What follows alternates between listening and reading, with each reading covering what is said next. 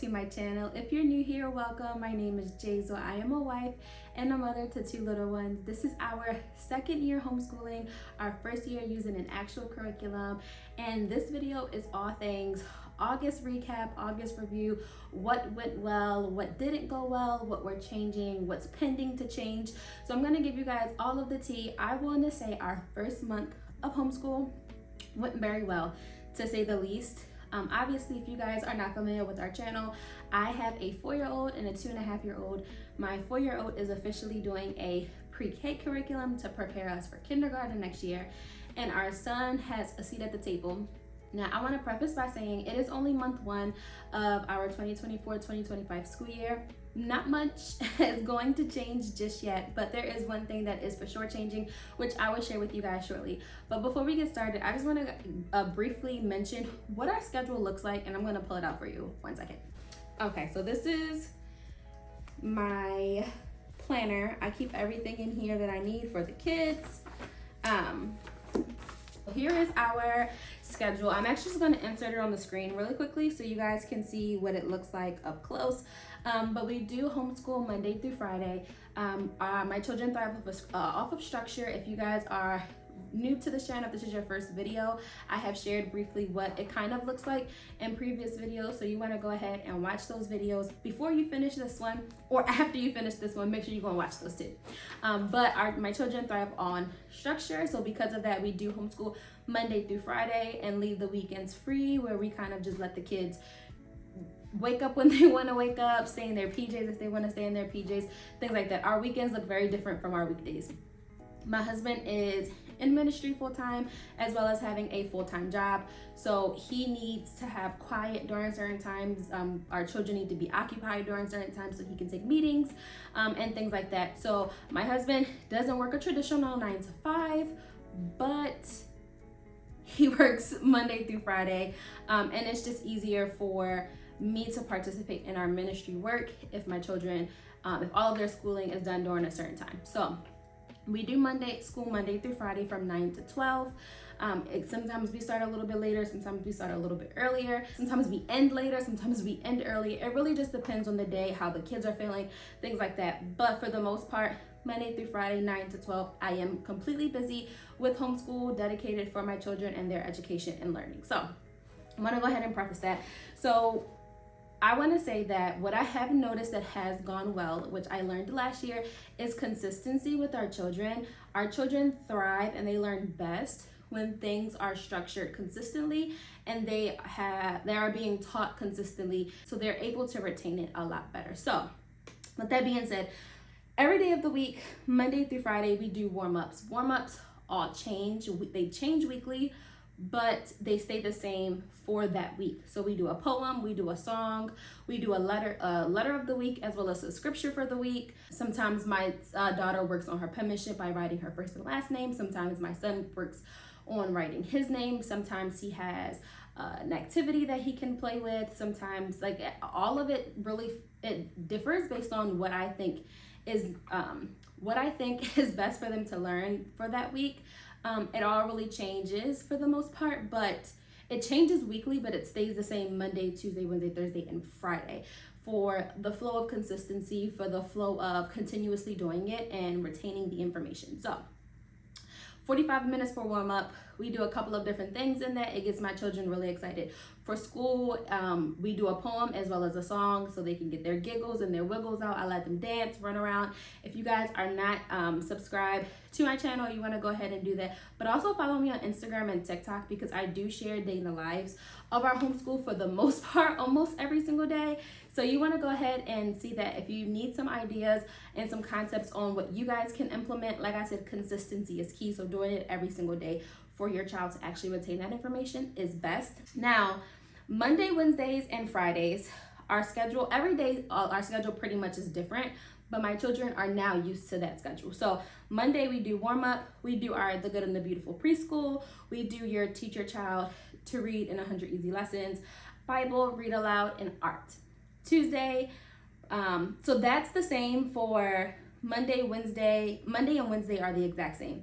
Friday is a little bit different. Instead of Bible, we will do an elective, so either history or science. that differs weekly. So we rotate our electives. Our electives are Thursday, Friday. Whatever we do for that week, that's what it is. So if it's history, we'll do history Thursday, Friday. The next week is science Thursday, Friday. For the most part, everything that I have planned, how I have planned it, is working absolutely amazing. There was nothing that I really wanted to change.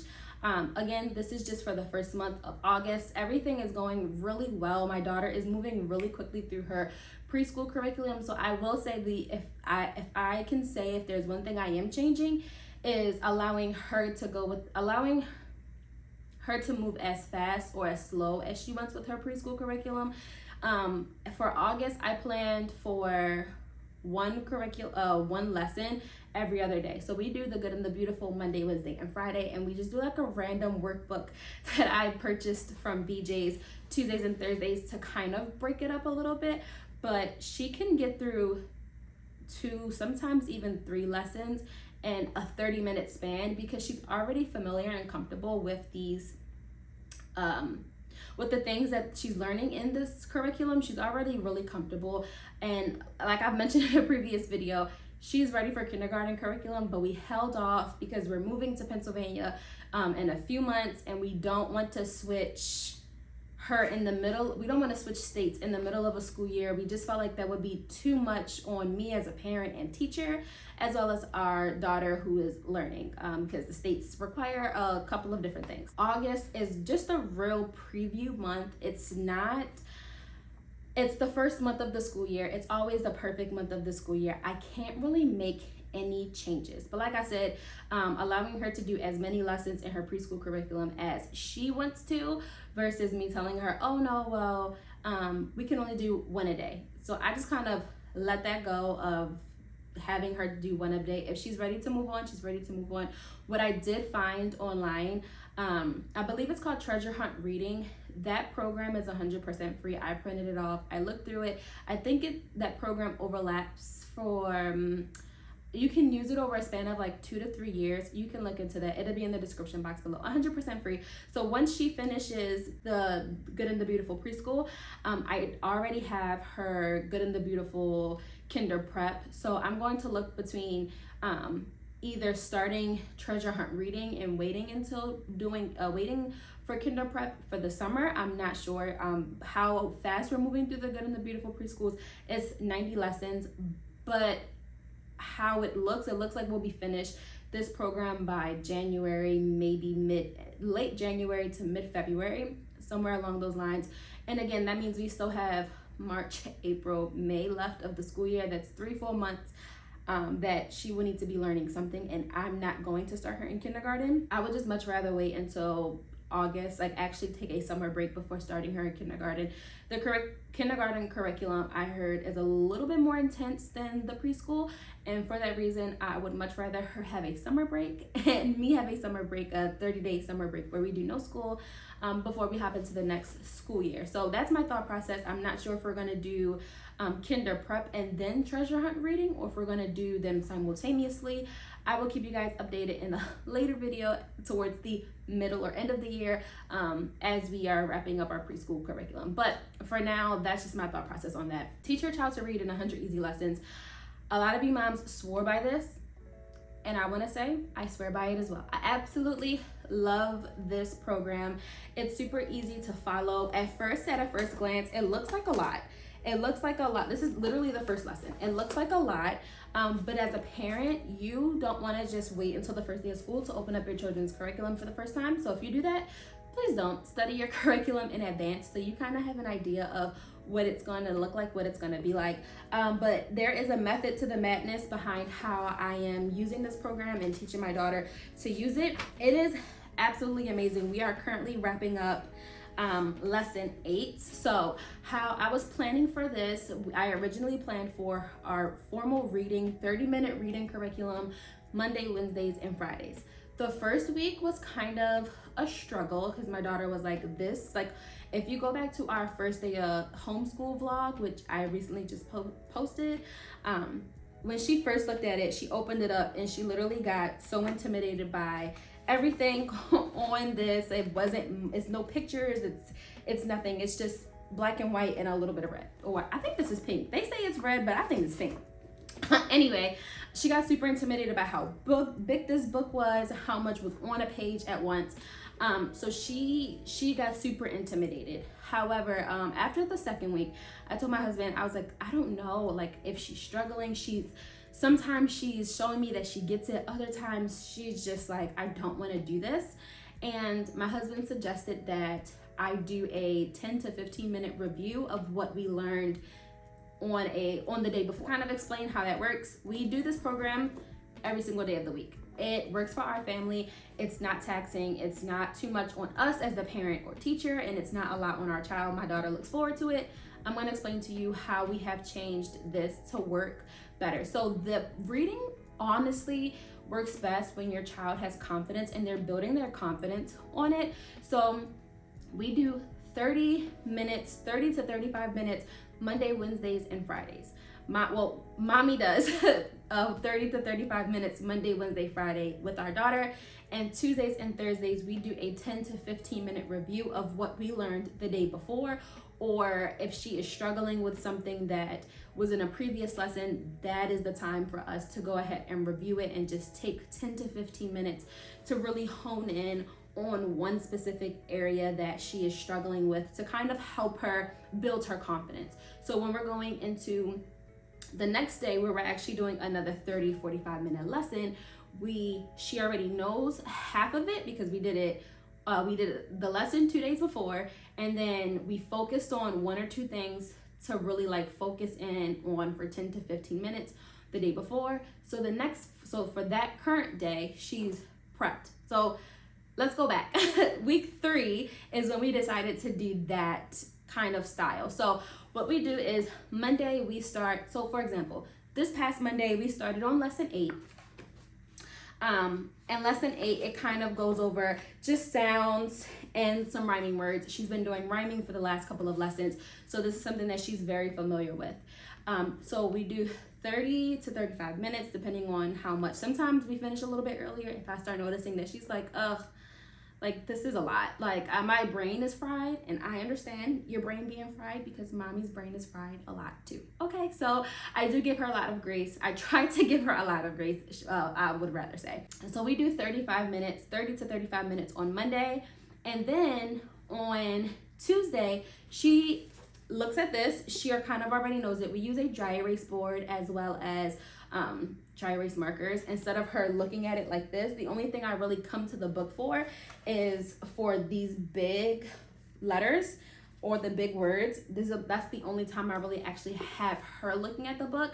This is more of an instructions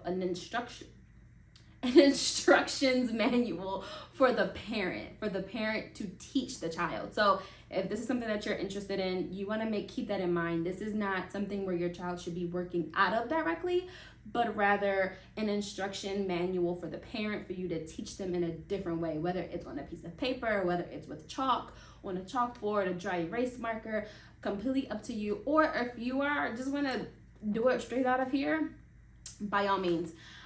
Just that working straight out of here doesn't work with our daughter, and it probably won't work with our son either.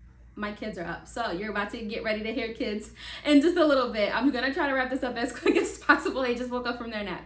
But Saturday and Sunday, Saturday and Sunday, my husband takes the first 10 to 15 minutes in the morning. As soon as my daughter wakes up, before my son gets up, because she wakes up, she's my early bird, and he's my child who sleeps in. As soon as she wakes up, she comes downstairs, and they get their lessons in 10, 15 minutes. She enjoys it. It's super fun. And I have noticed that it helps her for Monday. She builds confidence. And again, it's just repetition. So whatever I notice that she's struggling with, I'll put like a little asterisk mark next to it. Something that I know that she's confident in, like I will let him know. And he mixes in the two, something that's hard and then something that's comfortable and then something that's hard. So that way it's an equal balance. It's not like knocking out all of the easy things and then leaving all of the hard things for like boom, boom, boom. because that could be a lot for a 4-year-old. Again, we go at her pace. We move again as fast as we need to move or as slow as we need to move. That is the blessing and the joy of homeschool. So that is like the other thing that has changed with this, not just doing the 15-minute reviews on Tuesdays and Thursdays, but also doing the 10-minute reviews first thing in the morning before we start our day with Dad. She loves when he does it. I don't know, he does the exact same things that I do. She just loves, she's a daddy's girl, so she truly enjoys it on Saturday and Sundays. That's just their time. Mommy's not there, brother's not there, it's just mommy and it's just sissy and daddy, and she enjoys it. She has a good time, she knocks it out, and she is ready and confident, and she's retained it, and she has practiced it over the weekend, so she's ready for Monday. So that's something that has helped us with this program. Oh, the second thing that has changed, and I'm not, honestly, now that I'm recording this and saying this out loud, I am not 100% sure if the decision I'm going to tell you guys is going to stick. So I'm not sure if I shared with you guys before, but my son technically with his birthday is 2 years apart from my daughter. So when my daughter starts first grade is when my son is supposed to start pre-K. But he sits at the tables with us now. He's doing schoolwork with us now. He enjoys doing things with her curriculum now. So before we started, I knew that was gonna happen, and I planned in my head for preparing my son to start preschool next year, to start the actual preschool curriculum next year. My son is only 2.5. If you know anything about having boys, that's this thing where girls are a lot more mature and boys are kind of just like still go with the flow, still like still grooving and doing all of doing their thing. That has been proven factual for us. My daughter is truly mature wise, but she's also advanced with learning. My son, he is very smart. I want to say he's advanced with his learning, but maturity wise, he would just much rather play than he will to sit down and do actual schoolwork. So before the school year, I 100% was committed to having my son start preschool next year when my daughter started kindergarten. After the first week of homeschool, I looked at my husband and said, our son will not be ready for preschool next year. And we looked at each other and we agreed, then he won't start next year. He will start when he's supposed to start in 2 years, which we are definitely 100% okay with. We are not pushing for him to start early. We want learning and education to be fun. So if he finds more enjoyment right now, if having him sit down to do a worksheet is causing him distress as well as me distress, it's also going to cause our daughter distress because we school at the same time, it's not worth doing it. I would much rather him love homeschooling than hate homeschooling. Well, not even just homeschooling. I would much rather him love learning than hate learning. So because of that, I am 50-50 on waiting for him to start preschool. I'm not 100% sure. That is something that I will give you guys an update on in a few months once I can figure out what he needs, and if it's in fact going to work, I will give you guys updates on that in the future. Right now I'm 50-50 on, I'm more 60% not having him start and 40% having him start and just going for it and just taking our time instead of doing it within 1 year, maybe do it within 2 years. I'm not sure. The next thing that I want to share with you guys is what is pending to change. So the month of August did not give us enough information on whether or not we're going to change it, but we do extracurricular activities. Our daughter does gymnastics on Wednesdays. Now her gymnastics class is not homeschool specific. It is at 5 p.m. So we actually have homeschool today. We actually have gymnastics today. It's not homeschool specific. It's at 5 o'clock. So it's at 5:20 to 6:30. What time is it? 5:20 to 6:30, I believe. It's a 50-minute gymnastics class. But ever since the school year was getting ready to start, so school out here starts the third week of August, so the second to last week of August, the third week of August for some schools, and then the last week of August for other schools. So August, her class literally went from 6 kids to like 11. And I honestly believe that because school is gearing up, parents are putting their children back in the extracurricular activities right before school starts to get their child used to having a schedule again and being committed to a schedule, which is 100% fine. But I noticed that with so many new kids coming in, number one, she's getting sick a lot more, and number two, it's so hard for the teacher to actually be able to work with the students like one-on-one because there's so many of them. It's 2 teachers and 11 to 12 kids in gymnastics. So we're talking about some of them on the big trampoline, some of them on the little trampoline. It's a lot. So they do have a class for her age group an hour before, so at 4:20. So we're considering either changing her to the 4:20 or changing her to dance and scratching gymnastics altogether. I grew up dancing, I love dancing, but growing up I knew that that's not something like having children, I knew that that's something that I didn't want to force my children to do just because I did it. I wanted her to grow her own interest and her own love for things. So she has shown an interest in dance most recently. I think we kind of missed the cutoff. I think what we decided was just to keep her in gymnastics until we move, and then when we move to Pennsylvania, we'll figure out whether we're going to do gymnastics or do dance. But that's something that's pending to change. I do believe that we are probably just going to try moving her up to the 4:20 instead and just keeping that one, just because it's a lot, the class is a lot fuller. Like her class, there's no more kids allowed to register, so I think they're at capacity at the 12. And the 4:20 is a lot more open. They have a lot more flexibility. So I think because a lot of other families work 9 to 5, that the 5:20 just worked best with their work schedule, which makes sense. Like it's I'm not upset or anything, but I think for her to be able to actually grow in her gymnastics journey, that she needs a lot smaller class where the teacher is able to focus on each individual student. So I think we're going to change her to the 4:20 starting, I believe I can talk to them actually today, and I'm going to see if we can change her starting next week for the 4:20 and see how that goes. If it doesn't go well, then she'll just be at the 5:30 until we move, and we'll figure out whether we're going to do gymnastics or dance. But that is all of the things that I have to share with you guys for our August recap for our 2024-2025 school year. I want to go ahead and encourage you moms. I know a lot of you moms are getting ready to start now that we're in September, and I want to encourage you moms that you guys know what your child needs best.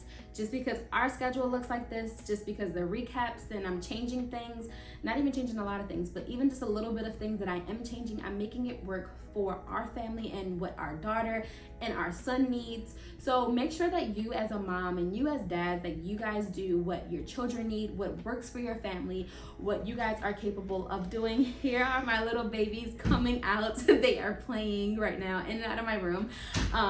As you can hear, the door is opening and closing. Yeah, I just want to go ahead and give you guys encouragements. You guys are great. 2024-2025 school year is going to be absolutely amazing.